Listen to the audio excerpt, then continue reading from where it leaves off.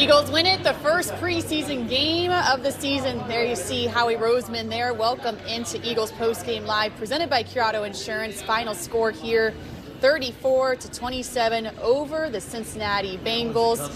Had the walk-up shot here going into the locker room. Not a lot of guys walking off quite yet because they're celebrating this big win in the preseason, right, guys? You know what? Most of all, I'm going to tell you the truth. A lot of the younger guys are going to the older guys talking to the younger guys about what went on today, how they could improve themselves, and, kind of it's a little bit of a celebration, but it's more so, all right, we got this one under our belt. We did a lot, and, we got to go forward now. We just heard the fireworks across the street, so a win is a win here in the preseason. But I think the biggest thing that we can take away from this game as we're watching players starting to walk into the locker room is we have to remember that the Bengals played their starters in the first quarter. And for the Eagles to play very few starters and to still have this score should mean something, Reuben. Yeah, and I mean, Tanner McKee is a backup, but he's a starter. I mean, this guy is so good. It's like having a second starting quarterback, and I think everybody, look, we knew it after the Giants game, after the Cowboys game last year, even last preseason. He's just so sharp, accurate. Gosh, he reads the field so well. He doesn't make bad throws. So he's out there, and he's making these young receivers even better because he's so good. So they played their backups, but Tanner's kind of like 1B. Yeah, I wonder if he changed his voice this time. Hey, let's go, guys. Listen, 322 wide stick nod. Yeah, with some confidence, as he should. He played fantastic, and I think 1B is a great way to put it because, to me, with this game, as we'll get much more into it as we're seeing players walking to the locker room, it was everything we kind of knew what would happen. We knew that Tanner McKee would come in and play well, and to me, I figured we'd end this game still having questions about cornerback and safety. Yeah, big ones. Look, it was a terrible day for Keely Ringo. It was not a very good day for Adoree Jackson, and that they showed why they had to go out and get a cornerback. And we'll see what happens starting at practice on Saturday and who's getting the reps with the ones. But Keely was awful. They both were. And look, you don't prepare, you don't study, you don't watch film with the Bengals, and you're out there with a Pro Bowl quarterback and a Hall of Fame wide receiver. It's a tough ask when you're not preparing for them, but they looked lost out there, both of them, especially Keely. And they were playing soft. They didn't know what was going on. Missed tackles, blown coverages. It was concerning. Yeah, and that is against Jamar Chase. We'll get much into that. That's one of the best receivers in the league. But still, as a starting cornerback, you're going to play against really great receivers. As you see Grant Calcaterra entering the locker room. A bit surprised that he played, to me, that he was dressed. I consider him still a starter in a sense. But I think we'll get into Ben Van Sumeren, for example. I was curious, him being the starting fullback, how much he would play. So, Rube, what do you think overall about how they balance playing the starters? Yeah, I think we saw the people we had to see, and I think Nick and Howie actually have a really good sense of who needs to get these reps and who doesn't. And so you saw a couple potential starters out there. I liked seeing Tyler Steen for one series and then get him out of there. He had that great block on your guy's long run, Shipley's 38-yard run. There's Tanner McKee right there, and in the locker room, hard-earned win here, and Tanner McKee, I was a bit surprised playing in the third quarter as well. And what you just said about wanting to get the receivers more targets, maybe that goes into it. You know what it is? And Kenny Pickett did that last year in the first preseason game play. I think Nick likes having the whole process of a halftime and then going back out. So you have the whole operation, playing the first half, and just getting him ready for that whole process of having a halftime to make adjustments and look at the iPad, and then going back out and playing a series in the third quarter. I kind of like that. And I think it has a lot also to do with he wanted to see what these young guys could do with a quarterback that can go out there and hose it a little bit. They saw the comfort level he has with the guys in practice. So, of course, you put him back out there, and some guys are going to step up. Darius Cooper. We've seen that all through camp that, they have a connection together. You go out there and look what, Johnny Wilson does. He has a connection with McKee. So you want to see him out there running the offense, making sure everybody's got the right reads, everybody's doing what they're supposed to do. Not many mistakes during the game. But, I think they played a solid game considering the fact, especially, in the first quarter when they were playing against the starters for the Bengals. That just goes to show me either we have some great number twos or Cincinnati really sucks. Or both. One of the two, yeah. Yeah, Johnny Wilson and Nia Smith when I was looking at just the players going down the list that had great games, what struck out to me is these were a lot of guys that were struggling in training camp that we didn't talk a lot about. And now all of a sudden they had a great game in the preseason, which goes to show me the depth of this Eagles team is actually pretty good if they can play well against another team who played their starters in the preseason. Yeah, I thought the biggest positive to come out of this was the guys you just mentioned, the wide receivers, the backup guys, because there's spots to be won there. And certainly Johnny Wilson's a guy that, I mean, his longest catch last year was 9 yards. He had like an 18, a 20, and a 22 tonight. And really, I mean, the one he caught off the dude's helmet was great concentration and focus. That's why they drafted him to do that, those type of catches. He's got that size. He's 6'6", going up against a 5'11" corner on that snap.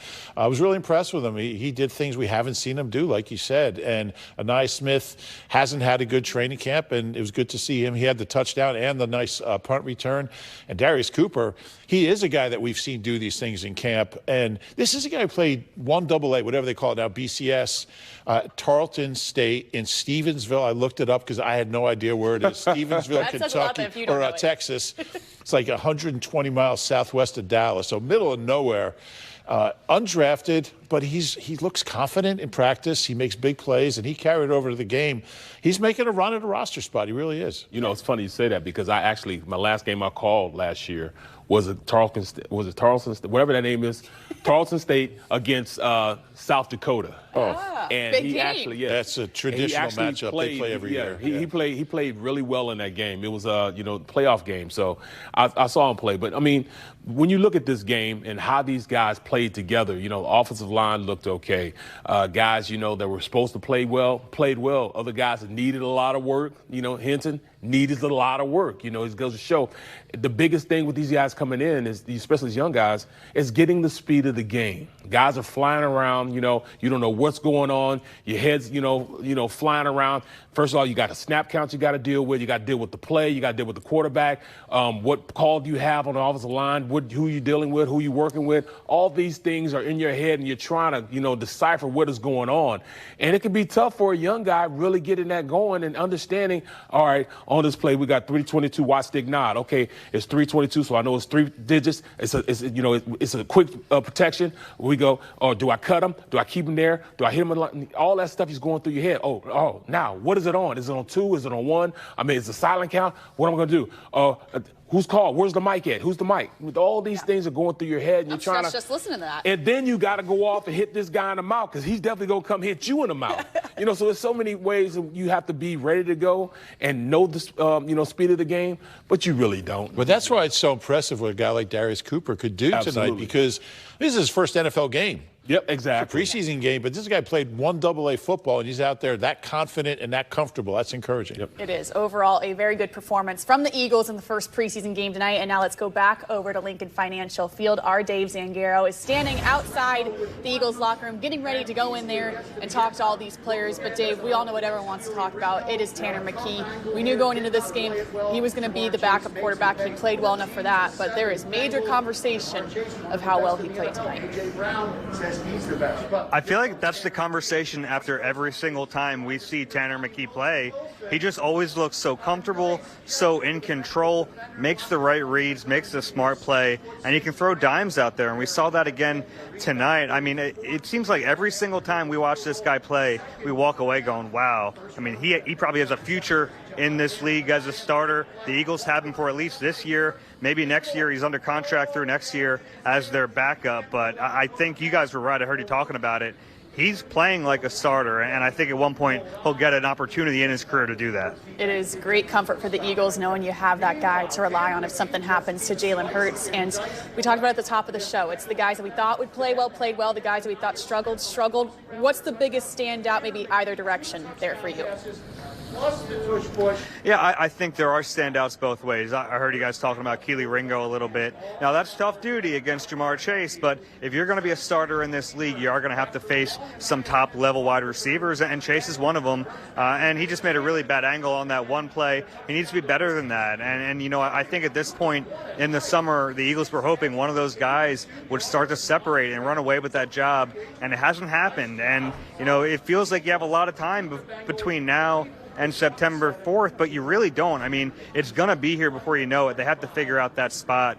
On the flip side of that, How about Johnny Wilson? How about Darius Cooper? I heard you guys talking about him, but Johnny Wilson's someone who's had kind of a quiet summer so far, quiet training camp, hasn't made some of those big plays that we saw him make tonight. I think that's really huge for him because we know what he can do as a blocker, but if he can prove himself to be an adequate pass-catching target for Jalen Hurts when Hurts is out there, I think that goes a long way, and I think he did a lot to solidify his job tonight. Absolutely, Dave. Great observations. Good luck there in the post-game locker room. It's going to be tough stuff after a preseason win. We appreciate the time. Thanks, guys. Now let's get to our electrifying moment brought to you by Toyota. It, of course, is Tanner McKee. And when you look at these stat lines, it's hard to believe that this is a preseason game for a backup quarterback. 20 for 25, 252 passing yards, 2 touchdowns, 135.3 passer rating. And overall, Reuben, what you mentioned at the top of the show, when you think of Tanner McKee at this point, we talk about it all the time at training camp. When he is in a team drill, the ball does not touch the ground. This is just a guy you can count on. Drafted in the 6th round. He was the 188th player taken 2 years ago. And you just wonder, NFL teams are so desperate to find quarterbacks. And here's this guy with great size, a big arm, smart, accurate, tough. He commands the huddle. What doesn't he have? How does he get drafted? Tom Brady got drafted in the 6th or the 5th round. Not comparing him, but look, this guy can play in this league, and I think he's proven it every step of the way. I guarantee you Howie's phone's going to be ringing. He's going to get offers, and this price is going to keep going up, and Howie's not going to trade him because when you're trying to win a Super Bowl, you need that quality number 2 quarterback more than you need the draft picks. They got plenty of draft picks. So it's really been something to watch this kid. He's confident like a first-round pick. He plays like a first-round pick. And I agree with Dave. He's got a bright future in this league. He's not only going to be a starter in this league, he's going to be a very good starter. Yeah, for sure. And those intangibles, him walking into that huddle, commanding attention. He didn't have to say anything. When he gets in the huddle, those guys look at him and know, hey, it's time to go. And, the mere fact that, this guy is the number 2 quarterback when a lot of teams don't even have a number 1 quarterback. I mean, he could go to Cleveland. He can go to, he can go to New Orleans. He can go to a lot of teams around and start and be playing well. So you talk about a quarterback factory. I think we do have one. I mean, I laughed at it before. When I heard Howie say it the first time a couple years ago, I'm like, yeah, whatever. And lo and behold, what do we have? A quarterback factor. They're sending guys to different places, and they're going and playing well. They're bringing guys in here, developing them well. I mean, they've done everything you've asked, as far as, getting these quarterbacks ready to play. And Tanner McKee's just one of the guys, that you're looking forward, going to be a great player. Absolutely. And I know Eagles fans are clamoring about Tanner McKee and talking all about him on social media. Let's take a look at a couple of these tweets. And I think this one's pretty spot on here. Tanner McKee might be the 2nd best quarterback in the NFC East, behind Jalen Hurts. That'd be the 2nd best in the NFL behind Jalen Hurts. You got Jalen Hurts and Tanner McKee here, but comparison to 2 legends. I mean, I don't know if we've seen that much of a sample size, but right. Give it till the end of the preseason, They maybe. each won a Super Bowl, but I mean, look, is he a top 20 quarterback in the league? He just might be. Yeah. I was looking at the fantasy rankings, like J.J. McCarthy, Geno Smith. Yeah. Above him. He is better than them. Well, yeah, this is the 2nd time he's we've played never seen J.J. McCarthy. Right. Who knows? But he never played. But. Right, exactly. But this is the 2nd time we've seen Tanner McKee going to play against starters from another team. He did it against the Giants last year. This year he just did it against Cincinnati, We got to look at him now as a really, really good quarterback to go out and start against a lot of teams. He shredded that team with their first-team defense and made himself look very, very well. He throws with such anticipation. And the receiver just turns around and the ball's just floating to him. And it's really something to see. Would you take a first-round pick for him right now? I wouldn't. No. I would have to say I would, a first-round pick. I think I would. Because, I mean, say it's week 15, Jalen gets nicked. He's going to miss a couple. Yeah, you're right. I mean, what are you going to do? And it puts me in a Thompson quandrum. Robinson out there? Right. It puts me in a quandrum because, I mean, you can't develop a quarterback that fast, and you're definitely not going to get to the capacity that McKee is that fast. They need him more than they need a first-round pick right now. I get it, I think it's the ultimate win-now decision. If you're trying to win a championship again this year, which they are, you can't risk Jalen Hurts going down in 2 weeks and throwing out Kyle McCord. You need Tanner McKee to succeed more this season than you need a draft pick 2 years from now, I think. Wow. Well, the more and more you're talking about, the more I'm thinking, man, just to have that luxury of having a guy sitting on the bench that could come in and start and play well and lead this team to victory.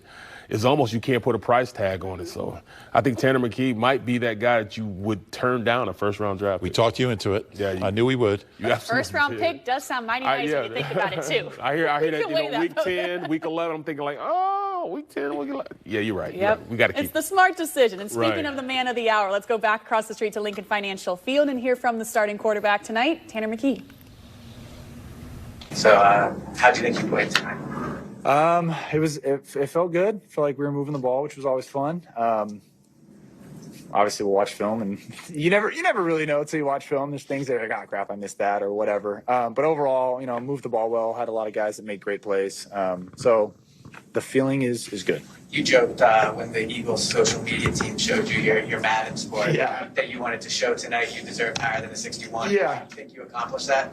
I mean, we'll see. We'll let them decide. But yeah, no, I've had a lot of people come up to me and be like, "Hey, nice job, 61," or whatever it was. So yeah, it's been a funny joke going around. Can you walk me through the touchdown pass to Darius? Yeah, I mean, it was a concept with this individual route. KP's like, give him whatever you want. I'm like, if it's one-on-one, we're going to take a go ball. So, I mean, great release, beat him over the top.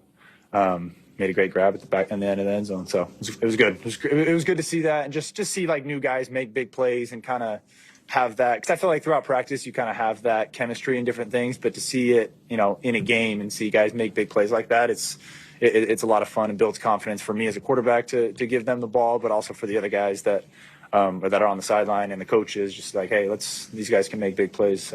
In big-time situations. What did you see out of Darius just throughout the course of the game and also the summer? Yeah, no, I think he's a really good player, very fast, great hands. I think you guys saw that today. Can win one-on-one routes, which is huge in the NFL. If they're going to give you one-on-one on the outside, you got to take advantage of it. And so I think he did a great job of that for sure. What did you make of Johnny Wilson's performance?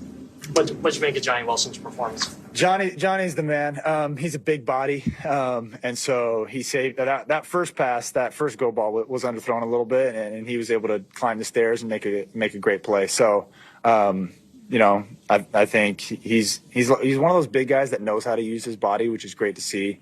And obviously, think he's a good player and can use his size. What's it like that sort of the dichotomy between Cooper, who's 5'11", and John, who's 6'6", and having that kind of chemistry with both of them in one game? Yeah, I think you just got to play guys to their strengths. They're both professionals for different reasons, and so as quarterback, I have to. It's kind of like a point guard. You kind of have to, give the ball to the guys to their strengths and help them, show what they do best. So whether that's an upstairs throw, back shoulder throw, down the field throw, whatever it is. I think that comes into play as a quarterback of what kind of ball you're going to put on it. Even in preseason games during these, you seem to be willing to give your guys a chance, like 50-50 balls. You did tonight, you did it last season. How do you decide when to do that? Just like, what's your thought process there on throwing it up? I mean, that's what's great about having great athletes and having great players and great teammates. They can go make those 50-50 balls. Like, I know, I threw a couple to Johnny today, and when Johnny's 6'7" and can use his body and stuff, those are more like 90-10 balls. And so it's nice as a quarterback and be like, okay, if I'm going to miss high and let Johnny go, climb the ladder. So that's huge, and he took advantage. Season games, last couple of years, you're the emergency quarterback, of course. But you got to dress, you got to have the radio in your helmet. How beneficial was that to be on the sideline, be able to hear the calls and take mental reps? Yeah, it's huge. Just hearing the call and thinking, if I was out there, what read would I be making? What calls should I be making? And just getting those mental reps, I think, is huge in live game. I think you can watch a lot of film and do a lot of things, which I think is great. But seeing it live and seeing it in a game time, kind of talking to KP or the offensive coordinator and hearing what he's thinking and kind of you can anticipate calls, I think it's very beneficial. Tanner McKee, the starting quarterback tonight in the first preseason game, 252 yards. And it's funny, guys, you talk about Madden ratings a lot, obviously, in the preseason. Not a lot for backup quarterbacks, but I want to show you this clip because it's downright disrespectful at this point what Madden has graded Tanner McKee. 75. You're 61. Whoa! Madden. Come on, man. Hey, prove him wrong Thursday. Yeah, all right. Watch Thursday. Tune in. Be ready. So you hope they're watching. He gets 75. They graded him 61. And what's even worse is Kyle McCord. They graded him a 65. Ooh. That's disrespectful. Oh, that's very disrespectful. Oh, my goodness. Even I had higher than that. I think I was 68. At least I was 68. Wow. Ooh. Madden They had clearly, Madden back then? Oh, that's even more disrespectful. I was on ColecoVision or something. Stratomatic. Madden clearly is not watching Eagles preseason television, and they better start